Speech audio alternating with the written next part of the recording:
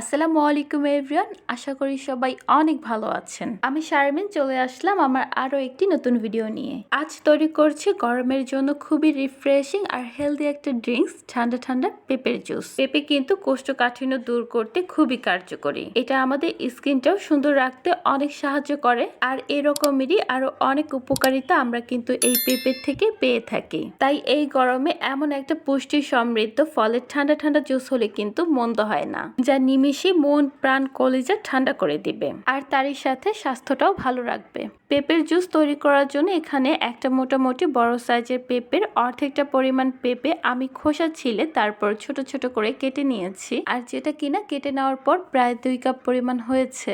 এবার এই পেঁপেগুলোকে আমি একটা ব্লেন্ডার জারের মাঝে নিয়ে নিব।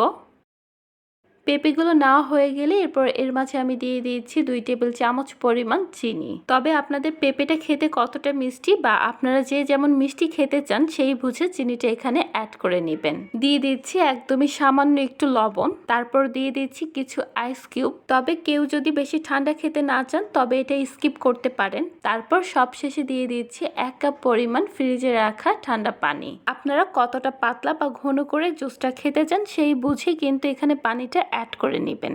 এবারে সব উপকরণগুলোকে আমি খুব ভালো করে ব্লেন্ড করে নিব, আর ভালো করে ব্লেন্ড করে নিলেই আমাদের পেঁপে জুসটা একদম রেডি ঠান্ডা ঠান্ডা পরিবেশন করার জন্য। আমি সব কিছুকে খুব ভালো করে ব্লেন্ড করে নিয়েছি, আর তারই সাথে তৈরি হয়ে গেল ভীষণ টেস্টি আর হেলদি ঠান্ডা ঠান্ডা পেঁপের জুস। এই গরমে মন প্রাণ কলিজা ঠান্ডা করতে আর সাথে স্বাস্থ্যটাও ভালো রাখতে আপনি চাইলে ঝটপট মাত্র 2 মিনিটের মধ্যে এই টেস্টি আর হেলদি পেঁপের জুসটা বানিয়ে নিতে পারবেন।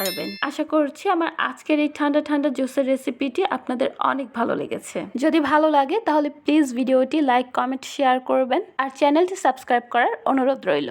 সবাই অনেক বেশি ভালো থাকবেন, সুস্থ থাকবেন, সাবধানে থাকবেন এই কামনায় আজ এখানেই বিদায় নিচ্ছি। আল্লাহ হাফেজ।